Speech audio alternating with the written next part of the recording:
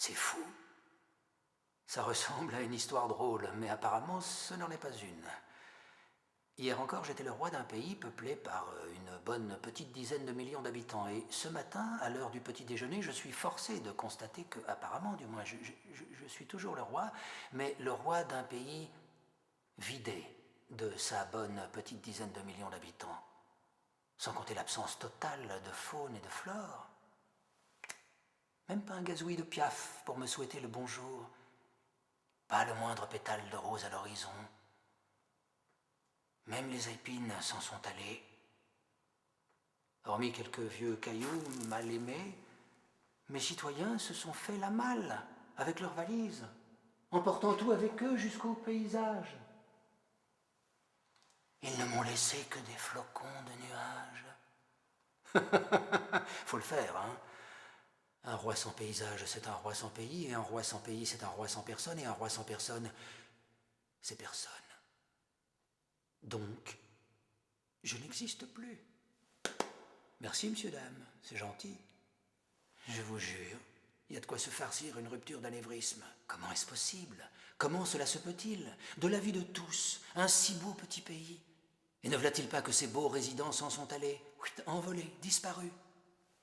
À quoi ça rime? Ça ne tient pas la route, ni moins encore l'autoroute. Pourquoi mes très chers concitoyens s'en sont-ils partis comme amis que vent emporte, alors qu'à ma connaissance, ils ne vantaient même pas devant ma porte? Bon, il est vrai que je parle déjà à l'imparfait, même si au parfait nul n'est tenu, que j'étais le roi d'un pays surréaliste. De ce fait, j'aurais donc dû m'attendre un jour ou l'autre à un coup pareil. Ceci n'est pas un pays. Non d'une pipe. C'était couru, écrit, inscrit, ça ne pouvait pas ne pas arriver. Il n'empêche que ma garde aurait dû me mettre en garde, sinon à quoi bon avoir une garde si cette garde garde la bouche cousue? Mais non, j'aurais dû avoir la puce à l'oreille. Mais on ne pense pas assez à se mettre une puce à l'oreille. On est distrait, imprévoyant, inconséquent, et pour tout dire, bien trop optimiste. Ou alors, on croit que ce coup-là, ce sera pour le roi suivant. Ai-je mérité de démériter à ce point? Même la reine est partie. Oui, même ma reine. Sa couche est vide, ses draps sont froids et ses tiroirs aussi. Elle a tout emporté, de l'écran télé à cristaux liquides jusqu'aux savonnettes à mon effigie liquéfiée. Je trouve inouï que quand une reine vous quitte, elle pousse le détail jusqu'à emporter les savonnettes. C'est là un crime de lèse-majesté. Avec quoi à présent vais-je pouvoir me laver? Avec de la graisse de bœuf ou de lait de yak? Mais il n'y a plus de bœuf, même plus de yak! J'adore chipoter à mes motos. Surtout lorsque les affaires de l'État m'en laissent le loisir. Et quand on chipote, on se salit. C'est inévitable, incontournable, c'est de notoriété publique. Elle le sait parfaitement, la reine, que le chipotage salit. Aussi aurait-elle pu me laisser au moins une petite savonnette d'adieu, à défaut d'une petite savo-lettre. Après un nombre incalculable d'années de mariage et de coups d'opinel dans le contrat, après d'innombrables heures grises et poussiéreuses à musarder dans les musées, à musiner dans les usines, à crécher dans les crèches, à salonner dans les salons, à m'enfoirer dans les foires, à réenflammer le soldat le 11 du 11, à prendre soin des hôpitaux, à gagatiser des vœux annuels à la nation télévisuelle, je méritais mieux que cela! Me semble-t-il. Et mes enfants légitimes? Mes chiens à l'arrêt? Mon majordome polonais? Mon chauffeur ukrainien? Ma petite technicienne de surface mauritanienne? Et mon ami ostendais, que sont-ils devenus eux aussi? Quelle mouche les a piqués de me quitter sans même me laisser un post-it sur le frigo? Tout à l'heure, j'ai téléphoné aux membres de la diaspora royale encore en trône. Nul n'a pu me dire ou voulu me fournir la moindre information sur la transhumance de tout mon peuple et le départ de ma femme. Dans le passé, il est maintes fois advenu que c'est le peuple qui chasse son roi, son souverain, son suzerain. Mais jamais, au grand jamais, il n'est arrivé dans l'histoire que le peuple se chasse lui-même.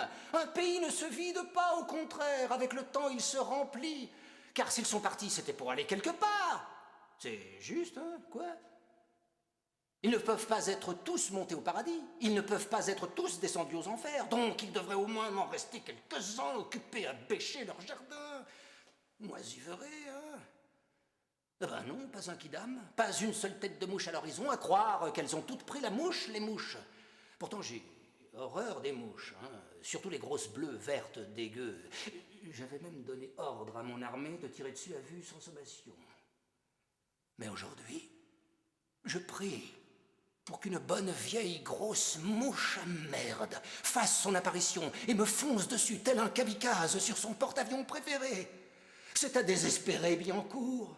Quelle mouche vous pique les mouches pour que vous abandonniez votre roi?